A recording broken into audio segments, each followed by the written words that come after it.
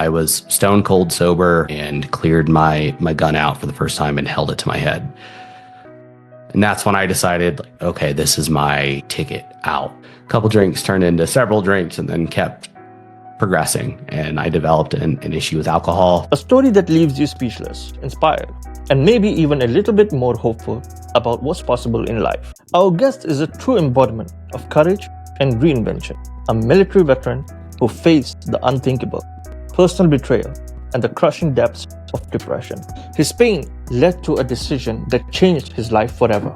He turned a gun on himself, he survived, but he lost his sight. And yet, the story isn't about loss. It's a story of gain, because that moment became the turning point of a man who refused to let darkness define him. Against all odds, he built his life, learned to code, and today, he's a brilliant mind behind an award-winning game designed to include everyone, regardless of ability or disability. We'll talk about his journey, the battles no one saw, the hard truths about mental health, and what it takes to rise after you've hit rock bottom. But most importantly, we'll hear how he channeled his pain into purpose. So get ready for an honest, unfiltered conversation about grit, redemption, and the power of second chances. My name is Faizan Ali, and you're watching The Daily Scoop on Puppet of Mistakes.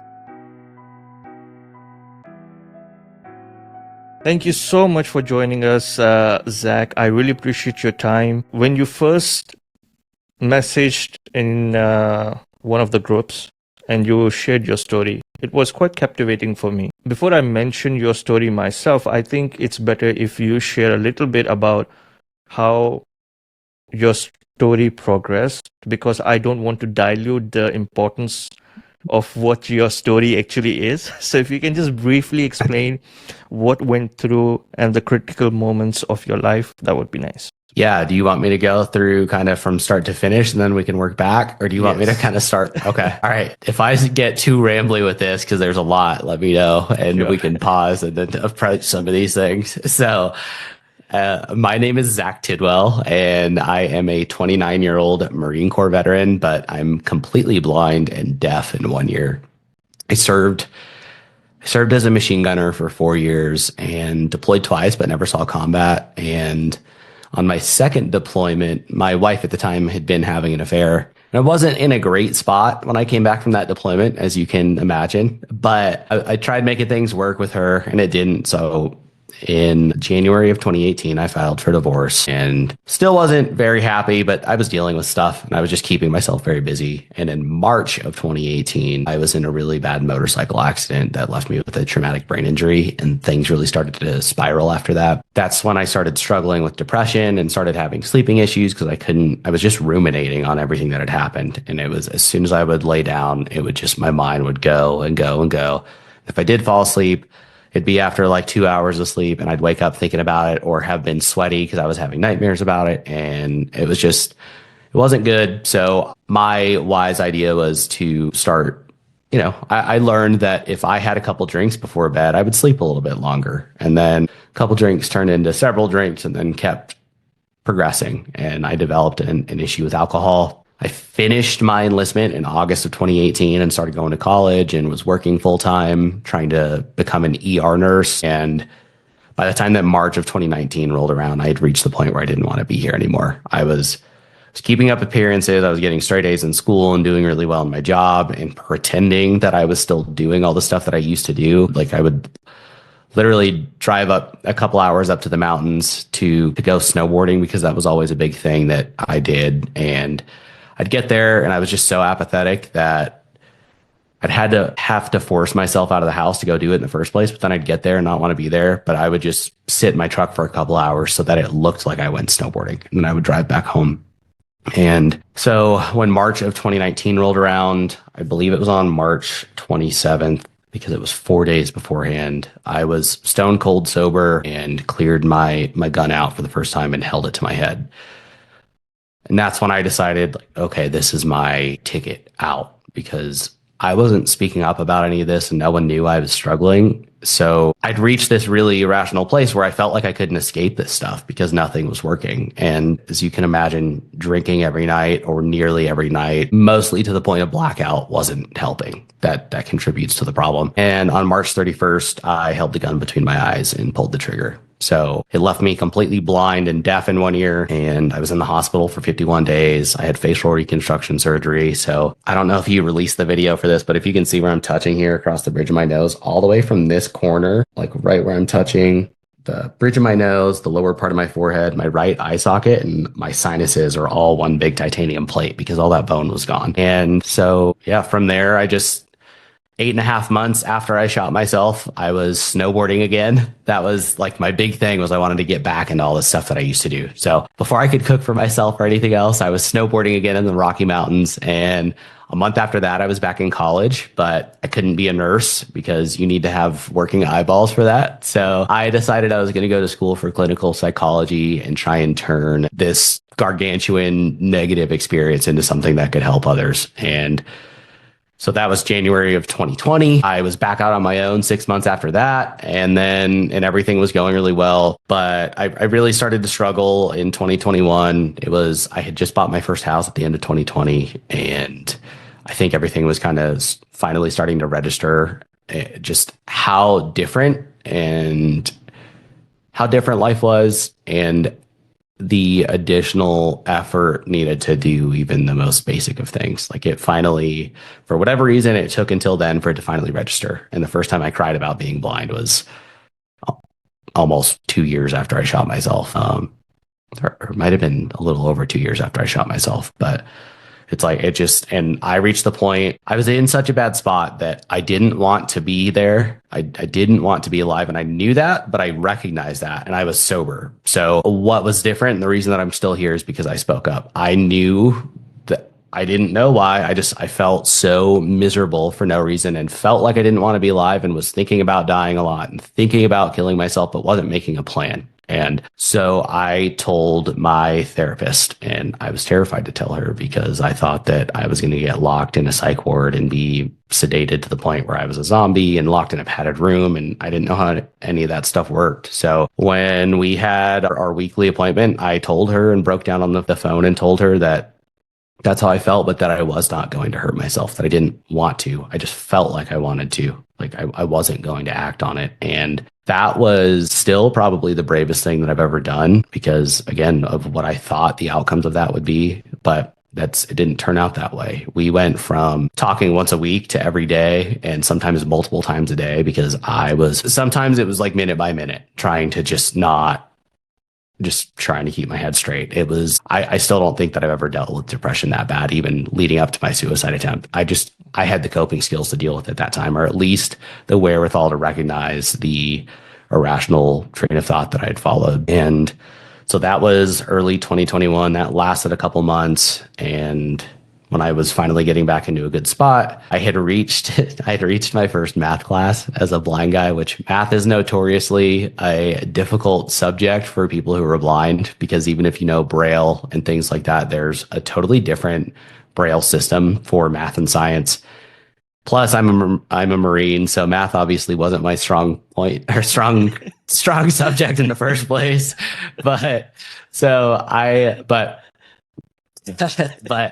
I was in this math class, and up to that point, everything that I'd done, I had to jump through extra hoops to get through English classes and stuff like that. Kind of like what you've seen with us trying to get this meeting scheduled. Like, my access technology can be really incredible, but it also really complicates things, and I'm limited in what I can do. So, but these public universities are legally obligated to make adaptations and convert materials into accessible formats for people with disabilities. My college wasn't doing that when it came to the math class, and instead they literally assigned someone who had working eyeballs to basically be my assistant for the class. So I would have an inaccessible version of my textbook, and an inaccessible version of my homework, and an inaccessible version of these tests. And I had to meet with this person, and they would read these huge data sets to me. I would get on my talking graphing calculator and do calculations, tell them like part of my answer, they would enter it and then I'd do the next thing, and it was horrendous. And it was so frustrating for me because by this point I was fully independent. Like I was snowboarding and rock climbing and competing in Brazilian jiu-jitsu and doing all this stuff. But if you sat a math homework assignment in front of me, I couldn't do it. And that it bothered me. So in a lapse in judgment, the night after we took our first exam together, I was like, oh, I'm going to blow off some steam. And I ordered some alcohol, not realizing that I was an alcoholic. Didn't realize, I wasn't self-aware enough to realize that I was an alcoholic, because to me, an alcoholic was the guy who's passed out on the bus and is peeing his pants and is in a pile of his own vomit. And that was never me. So yeah, I seem to have unlocked that addiction that had just been dormant for some time. And that kicked off 2.5 years of alcoholism. But I reached a point one night when I was just blackout drunk a couple weeks after that, where I was not suicidal. I thought I was suicidal because I was drinking. That clouds your judgment. And I was frustrated with my life. Like I said, I was finally grieving my vision loss. I was also having a lot of issues with my healthcare at the Department of Veterans Affairs. It just, the drinking spiraled that. So I self-admitted at the VA hospital one night, but I was there for about 36 hours on the psych ward, basically long enough to sober up, get some additional medications to help me with my sleep, which is something that I'd been trying to get help with for months. And the VA was just giving me the runaround. But when I got home, I started researching what caused those accessibility issues. So how come I could pay my mortgage, but not do my math homework? How come I could order my groceries, but not pay my HOA bill? And that was when I found out that all of these access technologies, whether it's my screen reading software or like the voice control software that I mentioned for you to tell your friend about who's paralyzed, all of these systems, again, they are so capable given that the apps or websites that they are accessing have been programmed in the right ways. So like all the visual components that you see on a screen, developers have to take additional steps to make those things recognizable to access technology like my screen reading software.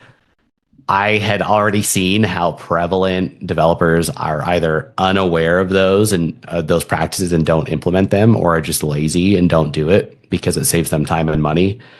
And so I decided to drop out of college and become part of the solution. So in October of 2021, I started teaching myself how to code, and I dropped out of college. And almost 2 years later, in July of 2023, I had released my first app. It was a word puzzle game, and I just recently took it off the App Store because I don't have time to keep up with it with all of my other projects that I have going on right now, between my podcast and my book and the next software development project that I'm working on and public speaking stuff. So I couldn't commit to it anymore. But it won a couple Game of the Year awards because it was so accessible. It looked and functioned normally for people like you. But whether someone was colorblind or completely blind and completely deaf, had no arms, or had a spinal cord injury like your friend, everyone could use it. Just everyone. And so it won a couple awards, and to the extent where I was actually invited to speak at the Game Accessibility Conference or late in 2024 in front of the world's biggest AAA game studios about what I did. So it was really cool, and just talk about the accessibility side of things and what that's like as a blind developer, and even the issues as a completely blind developer. A lot of the tools that I need to use out there, not only for writing code, but even researching, are also inaccessible. So I got to work on that stuff, and now I'm working on some solutions that'll hopefully solve some of the problems that I had while I was in college, while I work on all these other things. I'm also over a year sober now. My last drink was December 5th of 2023. So I'm in a really good spot right now, even though along that timeline between me starting to teach myself how to code and in the middle of me struggling with alcohol, right as I was finally starting to make progress, I got diagnosed with a horrendous, incurable genetic disease that will ultimately kill me called Huntington's disease. Like I said, that was right as I was starting to make progress. And so that kicked off another, almost like a new era of my alcoholism, because then I had a heavy excuse to drink and I used it. I just rationalized those poor decisions in my mind. And so it's been a mess, but there's been a lot of growth in all of this. And that kind of brings us to today. Before I ask you questions about the background, the whole story, like we rewind everything, there's one thing that I want to point out is you were not born blind, and it took you, I think you were born, sorry, you became blind almost 3-4 years ago. You said 20. Almost 6. Yeah. So Yes. I was 23 when I shot myself, and I had normal sight until then. And now I have absolutely nothing. It's completely black. So almost 6 years. Yeah. So somebody who's not born blind and you just became blind 6 years ago, the learning curve for all the technologies that you are using now, especially with the reading, with a computer, your phone, every single thing. How was the process for it? Because it's amazing for me to comprehend. I mean, I can't even learn a single language while having all of my senses for almost 6-7 years. I'm trying to learn one language and I can barely say hello, how are you in that moment. And for me to learn Braille from scratch without, I'm sure like you didn't expect it that your life will turn out to be like this. So you didn't have any interest in learning Braille when you could see properly or something. So in 6 years, you learn how to read Braille, you learn how to develop softwares, develop a game, and now writing a book and so much more stuff going on. How was this process and what instigated you to actually, was it like you don't have a choice or was it like you want to do it? Because these are two different things, right? Yeah. When I shot myself, obviously I didn't expect to survive. That was the whole point of shooting myself. So I was taken off of life support and found out that not only had I survived, but now I was completely blind, deaf in one ear, had a bunch of nerve damage in my face, needed to have my face rebuilt, had no sense of smell. My sense of taste was pretty dulled, and I had the option of becoming a bump on a log and not doing anything with my life, or acting like a Marine and making something of myself. I won't swear on here, but there was I write about this in my book, and I will never forget this conversation. So when I was taken off life support, they had told us that I was going to get sight back in my left eye. They didn't know how much, but my right optic nerve was severed by fragments of the bone in the bullet. My left one is still intact. So at the time, they were saying that it was the swelling and a bone fragment pushing on my left optic nerve that was keeping me from being able to see. But a couple weeks into things, the doctors were making their rounds because I was still in the intensive care unit. And they just came through one day, and the doctor had zero bedside manner and was just, the routine was they would ask me if I knew why I was there, just to make sure that I was cognitively still with it, because they didn't know how badly my brain was messed up. Like, because it was so bad early on that even though I was completely blind, I didn't even know I was blind. Like I was hallucinating so badly from the head injury and the medications that it took them a while to even convince me that what I was seeing wasn't real, even though I could have a conversation like we are right now. But I couldn't see you. It was wild. But she comes in and she's like, yeah, so why are you here? Cool. You're going to have facial reconstruction surgery and you're going to be completely blind. And she said something to the effect of like that, told us that would be forever, that I wasn't going to get any sight back. And we were like, what'd you just say? And we went through that thing. And then when my parents got to the hospital later that day and I told them, one thing had stuck out in my mind, in the chow halls in the Marine Corps, at least in our chow hall in the area of base where my unit was at, which is like our cafeteria, the salt and pepper shakers on every table. I don't know why I noticed this one day, but the salt and pepper shakers said made proudly by the blind and visually impaired on them. And when I found out that I was going to be completely blind and told my parents like that is what was going to happen, and they started talking about the future, and I was like, and they were like, oh, well, you might be able to do this. And I said, I'm not effing making salt and pepper shakers. I'm not making effing salt and pepper shakers. And they were like, what are you talking about? And I told them about the chow hall thing. And that was, my big thing was I wasn't going to just end up with some menial job like that. And that's not to look down on other people who do, but I wanted something more for myself. That had always been my plans. That's why I went in the Marines. And I was pursuing big things before that. So I wasn't going to let that change things. And I didn't. I wanted to become fully independent again. And I wanted to get back into all of the stuff that I used to do and more. So I chased it. And that was a huge driving force early on behind everything. Let's hop on to your Marine Corps. How was your experience over there? Was it your own interest that you initiated to go for Marine Corps, or the whole thing? How was it? Yeah, I'd known my whole life that I wanted to go in the military. My dad was in the military, and most of the men in my family on both sides have been in the military. So I just looking up to them, that's what I wanted to do. And it was in my junior year of high school, I decided that I wanted to go into the Marines. My whole life I'd wanted to be a fighter pilot, like probably just about every other little boy has wanted to be. But we moved to Colorado and the Air Force Academy is out here. And I started talking with a liaison from the Air Force Academy. And she was like, yeah, you really need a 4.0. And coming back to math not being a strong point for me, that was also true when I could see. So that wasn't possible. So I was like, all right, I'm not going to do that. And I'll go in the Marines, and I wanted to be an infantryman. So that's what I did. I started talking to a recruiter when I was 16, and he was like, hey man, I can't even talk to you until you're 17. So come back in a year.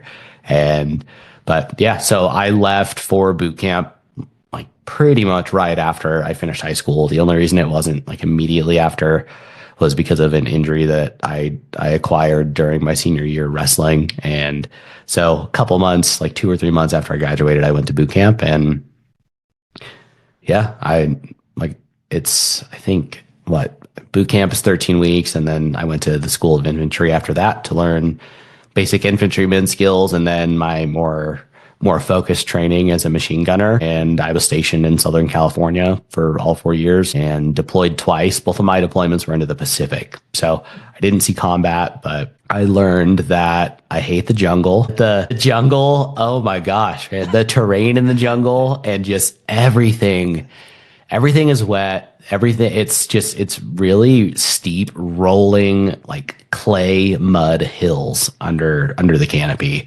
And so when it's raining constantly on top of that clay just turns into like peanut butter, and you're just falling everywhere pretty much. It's so miserable in the jungle. And then because you're so soaked at night when it gets real windy, you're freezing. Like I was colder in sleeping in the jungle at night than I was in the snow on Mount Fuji, because it's miserable. So I don't understand how people fought a war there. I really don't, because this was in Okinawa. And so, yeah, I got to do some of that stuff. My second deployment, we were on ship. It was when Kim Jong-un was firing missiles over Japan. And so we were over there basically as a deterrent / we would be the intervention if he did something stupid. So it was based out of Okinawa, and we floated around on ship for some of the time in the Pacific, and then also trained down in Australia in the outback with the Australians. So it was my deployments were basically just more training, just in other environments and in different environments. But yeah, it was a really neat job. Being a machine gunner as outside of being a fighter pilot is about the coolest thing that you can do as an 18-year-old, blowing stuff up and all that. So I really enjoyed it. I was also when I got out, I was ready to be out. Like, I appreciated it, and I've learned a lot about being a man and just as myself, and it absolutely developed me as a human being. But it's very hard on your body, and it was very hard on my relationship with my now ex-wife, the one who was having an affair. But very proud of what I did, and it set me up for success moving forward, for sure. I think I'm a huge proponent of, I think everyone should go into the military. I don't think the Marine Corps infantry is the place for everyone, but I think, you can go in the Air Force and work. You can even go in the Marines and still work a normal desk job if you're an admin person or whatever. I think that structure as an 18-year-old, I think is so, it gives you an advantage. Absolutely. When those 4 years are over, like I was ahead of my peers in my age group. Absolutely. Just in terms of character and my discipline and things like that. Any question I ask, if you feel that you are uncomfortable, you can always ask me to skip the question. It's all fair game. The reason why I'm saying is because definitely some of the topics that you have mentioned, some of the things that you have mentioned are quite sensitive and could be emotional. Definitely coming from a Marine background, you're bound to feel like you're a man. You have to suck it up. But at the same time, human emotions play a part in a lot of things. And we don't know how we are going to react. Maybe not in front of the camera, but maybe when we are sitting alone and probably contemplating on some of the things that we have said. And I'm sure like you do that a lot yourself as well. Even after your podcast, you go and sit down and think for yourself, like, what did I say actually? And what did I meant to say? And reflecting back on, did it actually happen how I'm saying it? Or could I have changed something? Because when somebody has gone through certain things, they are always thinking, especially if it is negative, they're always thinking, could I have done anything different, which would be better for me?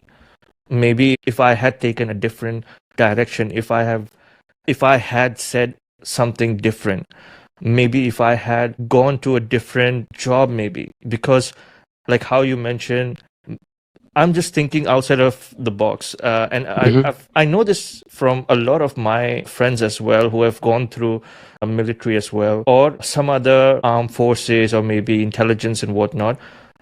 It is a really demanding job. And at the same time, it keeps you away from family for a period of time. A lot of family cannot take it as well. Everybody has their own way of looking at it. I'm not going to say who is right, who is wrong, but it is what it is, right?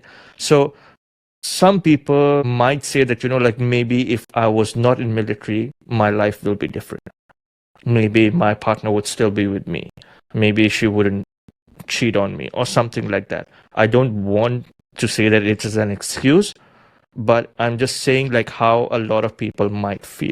Have you ever thought about that? I really don't think I think my life would be changed in the negative if I hadn't been in the military. And the military is not what ended that marriage. We got married very young, and honestly, it was the first real like serious relationship for both of us, and so we didn't have the skills for it. Our communication wasn't there, and I mean, we both had shortcomings, but when speaking with her, she had the affair. Yes, it was while I was gone, but some of that stuff, like because we were living in Southern California. She was from Michigan, so she was living out there with me, but she had wanted to go home for that deployment. I didn't have the capacity for empathy where I could understand that. I was like, in my mind, I had been out in California away from my family for a couple of years.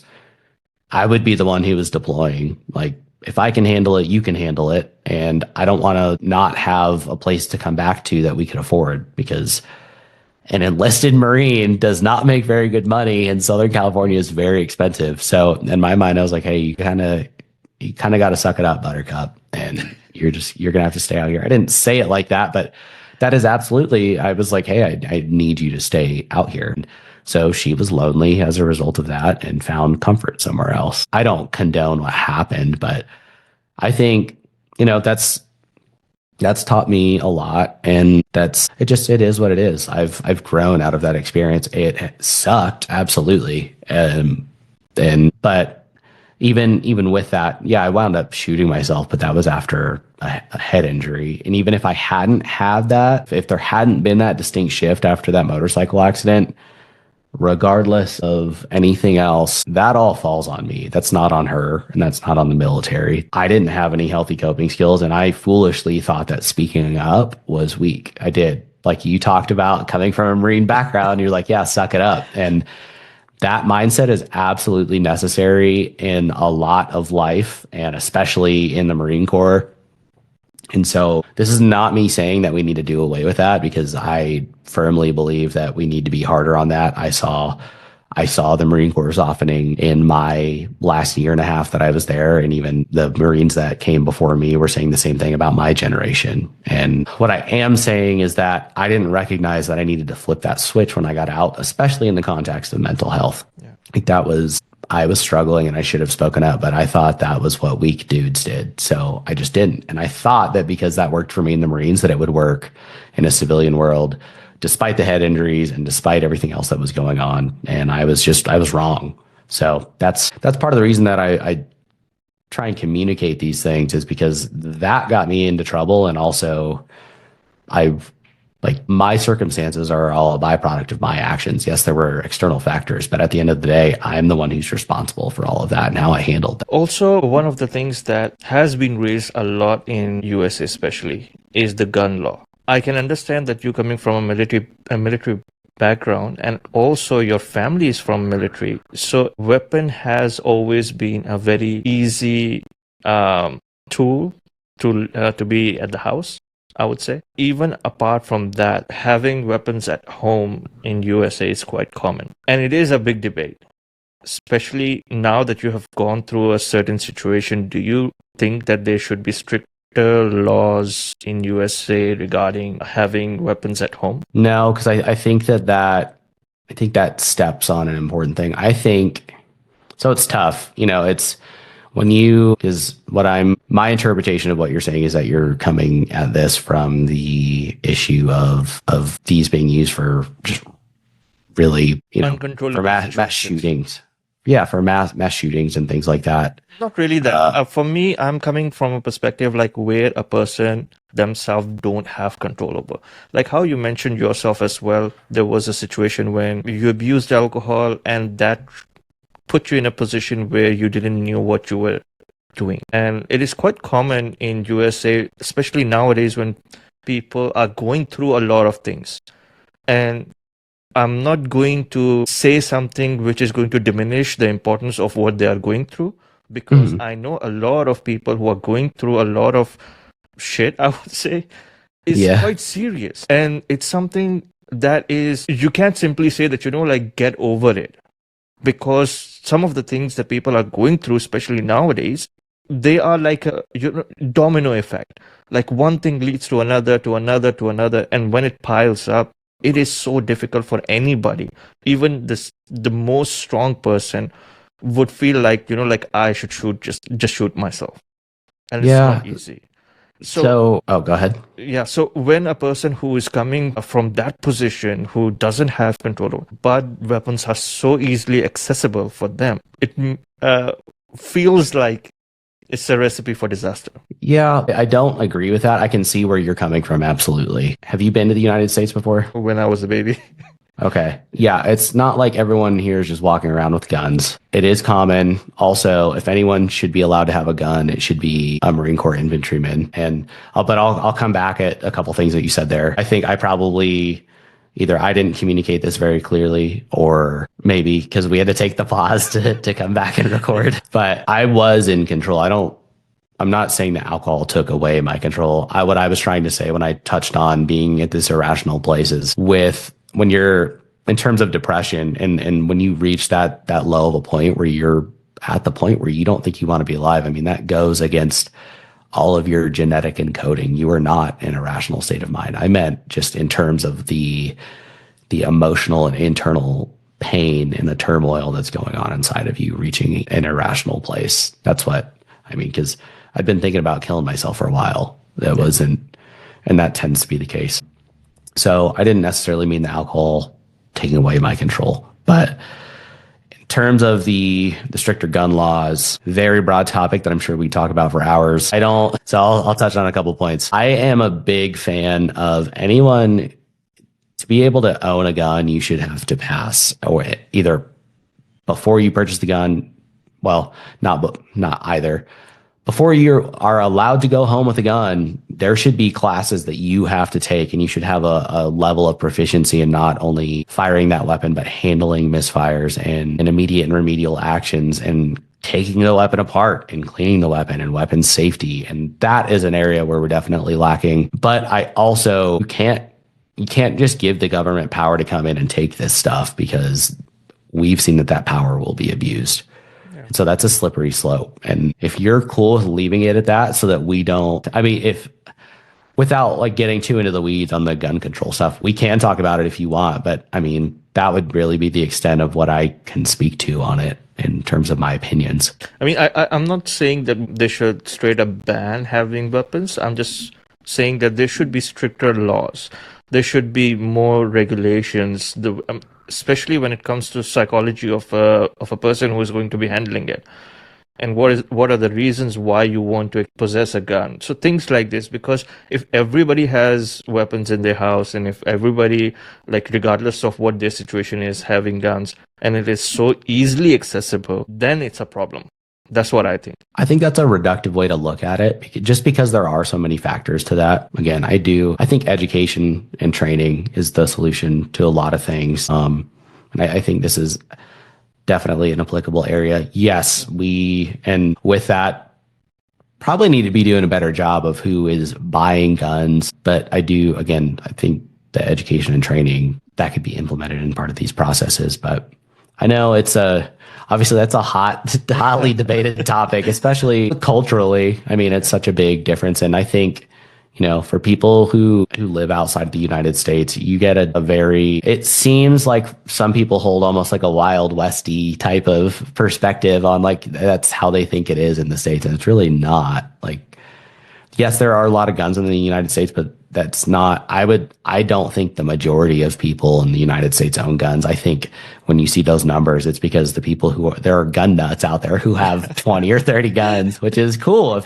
If you're into guns and you like shooting and you're doing all that stuff safely and you're responsible, then cool. But yeah, I think that's where a lot of that stuff comes from. And I'm not, this isn't something I've dived into really heavily, so I can't be quoting numbers and stuff like that. But that's how I feel about it. Yeah. Let's come back to our main topic about you being visually impaired and doing something about your life, even after having such a difficult time. Mm-hmm. I don't want to, how should I put it, like degrade whatever you have done or what you are trying to do by suggesting, because a lot of times whenever people feel like, oh, this person is disabled or something, so you should help them a lot, or you should be a much more compassionate one. I think saying these words and what you mean when you say those words are two different things. Like sometimes when you're saying, be more compassionate, but when you're in front of a person who's trying to be someone and then you keep on lending a hand when they don't want a hand, it's something different. And somebody who wants to feel that they are part of a society in a much more normal way, and they want to feel like they are just another person, and they are trying. I mean, how should I put it in words so that it is much more resonating? I think I get what you're saying, but I don't. Okay, yeah. I don't want to diminish what you have done with your life by saying that you have done it because you are visually impaired. You get it? Because what you have done is something that, like I told you, like I can't even learn a language in 6 years or so when I have all the senses, and you have managed to even learn a different language, but a different technology, and you've completely changed your life, and you have made it like it is normal. I don't know whether you have, but it feels like you have made it like it is normal for you. And that is something that I want to appreciate. Thank you. I mean, I'm really proud of what I've accomplished, but I guess you kind of touched on two things there. You touched on that, and then maybe it seemed like you weren't quite sure how to ask about it, but people not treating people with disabilities normally. Were you trying to get at that a little bit? Yeah.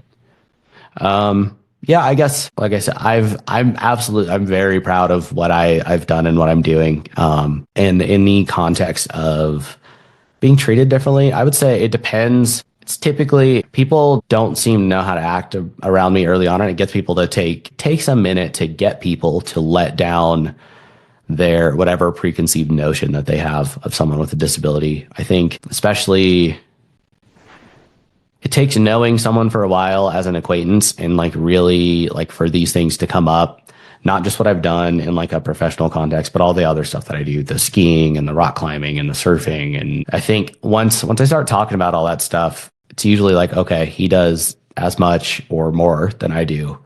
This is still a normal dude. And especially I have a very dark sense of humor. And so I'll make jokes about, just it took a bullet to clear my head or just blind jokes and stuff. And usually after someone's been around me for a while and I start making jokes, once they crack a joke, I'm like, okay, they're starting to loosen up a little bit. I've got the head instructor at my jujitsu gym has pretty much from the moment that I started there, I think he picked up on my sense of humor. And so he jokes with me about being blind, but like at the end of class, everyone lines up and bows, and then you go down the line and high five. And really early on when I was training there one day, the class had sounded like it was a pretty small group, but like I just kept having people to high five. And I'm like walking down the line and I was like, man, this is a big class. It's like, geez, this class is huge. And then he just starts giggling and he was walking backwards next to me and just kept high fiving me, like going down the line. Or it's like stuff like that. Or especially, I think if I'm around other blind dudes, other blind vets, and you see how heartless we are to each other, usually that breaks down that weirdness. But there's a difference between people who seem to have never been around people with disabilities and people who have. Like, I have a younger sister who has Down syndrome. So that stuff's normal to me, and I've never felt odd around people with disabilities because I just grew up with it. And yeah, but most people, I think once we cross that humor barrier, and then if it comes up in conversation at some point, all the stuff that I do, then usually they seem to kind of let the guard down a little bit. But I'd say that's kind of. And I think that the society itself is very accommodating. Most of the society, I would say. And of course, like we've seen a lot of movies and people are raising a lot of awareness that, like people with disabilities get bullied a lot and whatnot. And there are cases where people with disabilities get bullied a lot. Even in my relatives, I know somebody who has a disability and he gets bullied a lot. And he got bullied so much that he didn't want to stay in the country and he actually moved out of a country. So there are cases like that as well. But at the same time, I know in society, people are very accommodating and in a way that it is too much sometimes. And that is, you can say like a thin white line where you keep a balance, And, for the person, like, for example, like I feel like I'm quite comfortable with you in a lot of ways when it comes to discussing sensitive topics or whatnot. And we have had, I think this is our first conversation, and we have built kind of a chemistry that the conversation is flowing very well. But at the same time, like if someone else was listening to our conversation, if we were sitting face to face, I can imagine like my mom always pointing out, like, please don't say this. He's like this, like, don't do this. He might feel offended or something like that. So especially people who are older, who are probably mothers, grandmothers, they can become quite possessive of protecting people with disabilities. And that, I think, it is cute. It is nice to have people like that. It's motherly. Yes, it's motherly. And I feel like it is a very important part of the society that those people are actually not just protecting, they are also grooming.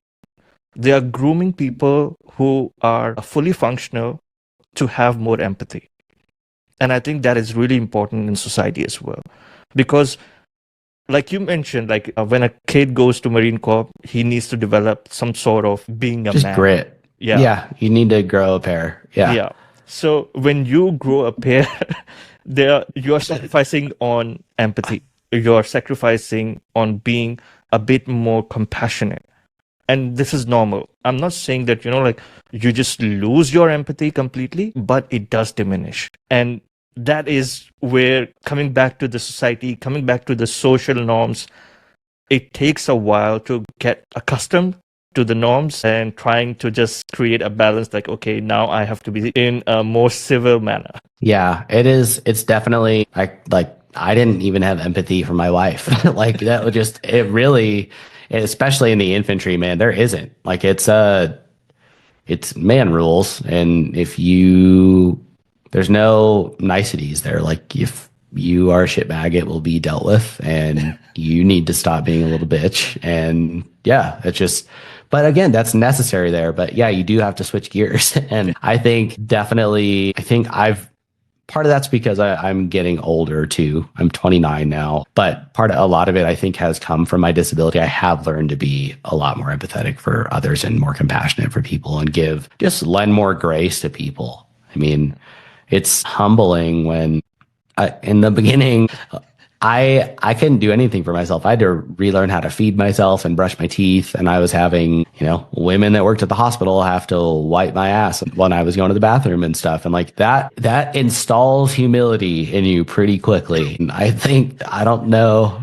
Yeah, I think that's very important. So wouldn't recommend shooting yourself in the face, but there have been some positives that have come out of it. Yeah. If you do, make sure you finish the job. Yeah. There you go. And before we end our conversation, is there any words you would like to say to people who are listening to your story and something that is meaningful for you and you feel like people should know more about? My big thing is, everybody has their shit. Everybody struggles with things. That's something that I've also learned as I've gotten older. And suicide is way more common than you'd think. The more that I share this stuff, the more that it seems like most people have either been directly affected by it or know someone who has. And my big takeaway is that if you are that person who's struggling, you have to speak up. It doesn't have to be a therapist, but you need to tell someone. You need to talk about it, and it may not seem like it's possible for anything to get better, but if you show up and do the work, it will get better. The work is probably going to suck and it's going to be very uncomfortable. It's not like the misery is going to go away immediately, but it does get better, and it gets better incrementally, and you will come out on the other side stronger, and having learned things about yourself and others and be a more complete human being. And so this whole sentiment of, and this too shall pass. I go through stuff and I struggle sometimes, but I've learned the coping skills, and that is something that I do always come back to. It's like, man, this sucks right now. I've been here before and I've dealt with it, and I've seen that it does get better. And that was something that I learned that first time when I spoke up in 2021, when I was dealing with what I said was what I feel was the worst depression that I've ever dealt with. And I'm still here because I spoke up. And so that's something that I always try and highlight. You have to speak up. It can get better, and it will get better. But thank you so much, Zack. I really appreciate your time. And just to mention before we end the conversation, you have a book coming up. Hopefully you'll be finishing that and publishing it by the end of this year, correct? Yep. And that's, if you go to my website, it's zacktidwell.net. I have a mailing list. I don't spam people, but that is where I will be releasing it outside of my socials. That'll be a more direct way to get notified when it does come out. Perfect. I'll mention that in the comments below as well. And also I will mention that you also have a podcast you just started, I think end of last year or this year? Yep. Started it in December, and the first episode just came out on Monday. So it's called Going In Blind with Zack Tidwell, and it is available everywhere on YouTube and anywhere that you can find podcasts. Perfect. I'll share all the links below as well. And once your book is ready to go, I think before you release your book, we can also do another show about the book as well. I would love that, man. This was a lot of fun. I really enjoyed this. Yeah, perfect. Thank you so much, Zack. I really appreciate your time. And until next time, stay blind. Thanks, man. Bye. See you.